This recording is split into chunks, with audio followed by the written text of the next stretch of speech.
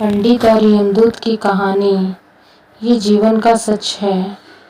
एक बार की बात है, एक पंडित बहुत ही ज्ञानी विद्वान अपने बचपन के एक करीबी दोस्त से मिलने जा रहे थे, जो बचपन से ही विकलांग था। पंडित का मित्र गांव बहुत दूर था और उसने अपने मित्र के गांव पहुंचने के लिए कई छोटे छोटे गांव से गुजरना पड़ता था। रास्ते में उसे एक आदमी मिला। वो आदमी भी उसके साथ चलने लगा। पंडित ने सोचा कि इतने लंबे रास्ते पर साथ होना अच्छा है, इसीलिए उसे कोई आपत्ति नहीं हुई। पंडित ने उस आदमी का नाम पूछा तो आदमी ने बताया कि उसका नाम महाकाल है। पुजारी जी का नाम बड़ा अजीब लगा, पर उसने आगे उनका नाम पूछना ठीक नहीं समझा। दोनों चलते गए। जल्दी ही वे एक गांव में पहुंचे। वहां महाकाल ने पंडित से कहा, आप आगे बढ़ें, मुझे इस गांव में एक संदेश देना है। मैं तुम्हें आगे रास्ते में दिखूंगा।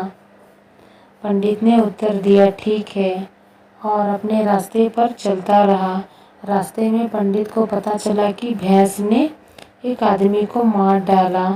जल्दी ही महाकाल पंडित के पास लौट आए। चलते चलते दोनों गांव के बाहर पहुंच गए। वहां उन्होंने एक छोटा सा मंदिर देखा। वहां ठहरने की व्यवस्था ठीक लग रही थी और पंडित के दोस्त का गांव अभी दूर था, इसीलिए उन्होंने वहीं रात्रि विश्राम करने का निश्चय किया। पंडित ने महाकाल से पूछा, थकावट बहुत हो गई है, इसीलिए हमें यहाँ आराम करना चाहिए। हम कल सुबह फिर निकलेंगे। महाकाल ने उत्तर दिया, ठीक है, लेकिन मुझे पास के गांव में किसी को कुछ वस्तु देनी है, इसीलिए मैं वो देकर वापस आऊँगा। इतना कहकर महाकाल चले गए। थोड़ी देर बाद पंडित ने देखा कि गांव में धुआं उठ रहा है और धीरे धीरे पूरे गांव में आग लग गई। वो वही गांव था जहां महाकाल गए थे। यह देख पंडित चकित हो गए और मन मन सोचने लगा, यह महाकाल जहां जहां जाता है, इसके किसी प्रकार का नुकसान क्यों होता है? जरूर कुछ गड़बड़ है। कुछ देर बाद महाकाल मंदिर लौटे। सुबह होते ही दोनों अपने गंतव्य की ओर चलने लगे। कुछ समय बाद एक और गांव आया। महाकाल ने पंडित से कहा, आप आगे बढ़िए, इस गांव में मुझे भी कुछ काम है, इसीलिए मैं आपसे बाद में रास्ते में मिलूंगा। यह कहकर महाकाल चले गए। उसके बाद पंडित आगे बढ़ने लगा और महाकाल के पीछे चला गया ताकि वो देख सके कि वहाँ कहाँ जा रहा है और क्या करता है। जब पंडित महाकाल की नजरें रखे हुए थे तो उन्होंने सुना कि एक व्यक्ति को सांप ने काट लिया और वह व्यक्ति के उसी मौके पर उसकी मौत हो गई। पंडित वहाँ कुछ नहीं बोला और दोनों अपने अपने रास्ते चलते रहे। थोड़ी देर बाद पंडित अपने आप को पूछने से नहीं रोक सका और महाकाल से पूछा, आप जहाँ भी जाते हैं किसी न किसी तरह का नुकसान हो जा रहा है, बता सकते हैं कि आखिर होता क्या है? महाकाल ने पंडित को उत्तर दिया, आप तो ज्ञानी मालूम होते हैं, इसीलिए मैं आपके साथ चला गया, क्योंकि ज्ञानी के संग सदैव अच्छा होता है। लेकिन फिर भी तुम यह नहीं समझते कि मैं वास्तव में कौन हूँ। पंडित ने उत्तर दिया, मैं समझ गया, लेकिन फिर भी मैं अपना संदेह दूर करना चाहता हूँ। यदि आप अपना परिचय ठीक से दे सकते हैं तो मेरे लिए आसानी होगी। महाकाल ने उत्तर दिया, मैं यमदूत यानी यमराज का सेवक हूँ। यमराज मृत्यु के देवता के आदेश से मैं उन लोगों को मारने आया हूँ जिसकी आयु पूरी हो चुकी है। हालांकि पंडित के पास पहले से यह विचार था, फिर भी उसके बारे में सुनकर वह थोड़ा घबराया। फिर भी उसने पूछा, यदि ऐसा है तो मुझे बताओ कि अगली मृत्यु किसकी है? महाकाल ने उत्तर दिया, अगली मृत्यु तुम्हारे मित्र की है, जिसे तुम मिलने जा रहे हो, और तुम उसकी मृत्यु का कारण बनोगे। ये सुनकर पंडित हकबक रह गया। बहुत निराशा हुई। उसके मन ही मन सोचा, अगर मैं महाकाल ने जो कहा वो सच है तो मेरा दोस्त मर जाएगा, और वो भी मेरी वजह से। मैं उसकी मौत का कारण नहीं बनना चाहता। मुझे उनसे मिलने उसके गांव नहीं जाना चाहिए। पंडित ये सोच ही रहे थे कि महाकाल ने कहा, मुझे पता है कि तुम क्या सोच रहे हो, लेकिन तुम अपने दोस्त से नहीं मिलोगे तो भाग्य नहीं बदलेगा। तुम्हारे मित्र की मृत्यु निश्चित है और यह अगले कुछ क्षणों में होने वाली है। महाकाल के मुख से ये बात सुनकर पंडित चौंक गए और उन्होंने कहा, महाकाल अपने मन की बात पढ़ सकते हैं। इससे पंडित को विश्वास हो गया कि महाकाल वास्तव में यमदूत है। इसीलिए वह तुरंत अपने गांव लौटने के लिए वापस मुड़ गया। परंतु जैसे ही उसने पीछे मुड़ा, उसने देखा कि एक मनुष्य उसकी ओर तेजी से आ रहा है। वो आदमी करीब आया तो पंडित को एहसास हुआ कि वो उसका दोस्त है जिससे वो मिलने जा रहा है। उसे देखकर पंडित को एहसास हुआ कि उसका दोस्त बहुत थका हुआ है और ऐसा लगता है कि वो लंबे समय तक उसका पीछा कर रहा है। जैसे ही दोस्त पंडित के पास पहुंचा, अचानक गिर पड़ा और उसकी मौत हो गई। पंडित ने चकित नेत्रों से महाकाल की ओर देखा, मानो पूछ रहा हो कि मेरी मित्र को क्या हुआ है। महाकाल समझ गए और बोले, तुम्हारा मित्र पिछले गांव से तुम्हारा पीछा कर रहा है, लेकिन गूंगा और एक पैर से विकलांग होने के कारण तुम तक नहीं पहुंच सका। ना तो वो तुम्हारे पास पहुंच सका और ना तुम्हें बुला सका। अपने आप तक पहुंचने के लिए अपने शरीर का पूरी ताकत लगा दी, लेकिन बुढ़ापे में शरीर में इतना ताकत नहीं होता है। इसीलिए आपके दोस्त की मृत्यु दिल के द्वारा पड़ने से हुई है, आपकी वजह से। अब उसने अपने शरीर की सीमा को पार कर लिया। वो तुम्हारे पीछे दौड़ता रहा, पहुंचने की कोशिश कर रहा था। ये सुनकर पंडित को एहसास हुआ कि जरूर महाकाल कोई यमदूत है। पंडित ज्ञानी व्यक्ति थे और जानते थे कि मृत्यु का कोई नियंत्रण नहीं कर सकता और सभी को एक न एक दिन मरना ही है। लिहाजा उस वक्त उन्होंने खुद को संभाला।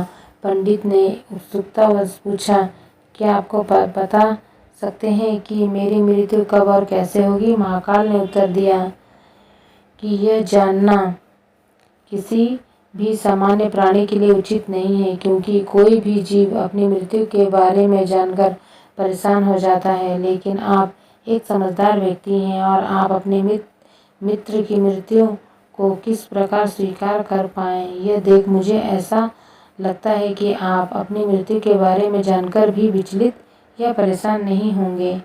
तुम आज से ठीक 6 महीना बाद किसी दूसरे राजा के राज्य में फांसी से मर जाओगे, और आश्चर्य की बात यह है कि तुम स्वयं भी अपनी फांसी को सहज स्वीकार कर लोगे। महाकाल जानने लगे, क्योंकि अब उसे पंडित के साथ चलने का कोई कारण नहीं था। महाकाल के जाने के बाद पंडित ने अपने दोस्त के लिए मृत्यु के बाद सभी संस्कार किए और अपने गांव लौट आए। कोई भी व्यक्ति कितना भी ज्ञानी क्यों ना हो, अपनी मृत्यु के बारे में जानने के बाद वो व्याकुल हो जाता है और मृत्यु से बचने का प्रयास करता है। पंडित ने भी ऐसा किया। क्योंकि पंडित एक प्रसिद्ध विद्वान थे, यहाँ तक कि राजा भी उनके बारे में जानते थे। उन्होंने सोचा कि राजा के पास कई विद्वान मंत्री हैं और हो सकता है कि वे उसकी मृत्यु से संबंधित समस्या का समाधान खोजने में उसकी मदद कर सकते हैं। इतने में पंडित राजा के दरबार में पहुँचे और राजा को सारी बात बताई। राजा ने इस समस्या को अपने मंत्रियों के साथ समझाया और उनसे सलाह मांगी।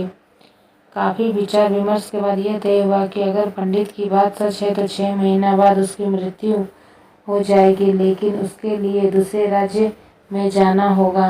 यदि वह राज्य से बाहर नहीं जाता है तो उसकी मृत्यु को टाला जा सकता है। इसीलिए पंडित के महल में रहने की व्यवस्था की गई और राजा की अनुमति के बिना कोई भी व्यक्ति उनसे ना मिल सकता है। लेकिन पंडित को कहीं भी जाने की इजाज़त थी, ताकि उसे ऐसा न लगे कि वो राजा के कैद में है। हालांकि पंडित को अपनी मर्जी से जाने की अनुमति थी, फिर भी वो डर के मारे बाहर जाने से कतराते थे। मृत्यु के एक दिन से दिन पहले पंडित डर के मारे जल्दी से जल्दी सो जाता ताकि वह रात और अगला दिन जल्दी से बीत जाए और उसकी मृत्यु टल जाए। लेकिन पंडित को नींद में चलने की बीमारी थी। वो उठा और अपने कमरे से बाहर चला गया। महल के घोड़े के अस्तबल की ओर चला गया। ना तो किसी ने उसे रोका और ना किसी प्रकार का पूछताछ की, क्योंकि सभी नौकर जानते थे कि वो राजा के विशेष अतिथि था। अस्तबल में पहुंचकर उसने बड़ा तेजी से घोड़े को उठाया और राज्य से बाहर चला गया। बेहोशी की हालत में दूसरे राज्य में पहुंच गया। इतना ही नहीं, वो दूसरे राज्य के महल में पहुंचा और यह संयोग था कि पंडित महल में प्रवेश कर रहे थे। सभी लोग पहरेदार सो रहे थे, इसीलिए किसी ने उसे रोका नहीं, टोका भी नहीं। पंडित सीधे राजा के शयन कक्ष में गए, जहाँ राजा और रानी सो रहे थे। बिस्तर पर रानी के बगल में सो गए। जब सुबह हुई तो राजा उठा। पंडित को रानी के बगल में सोता देख राजा बहुत क्रोधित हुआ और पंडित को गिरफ्तार कर लिया।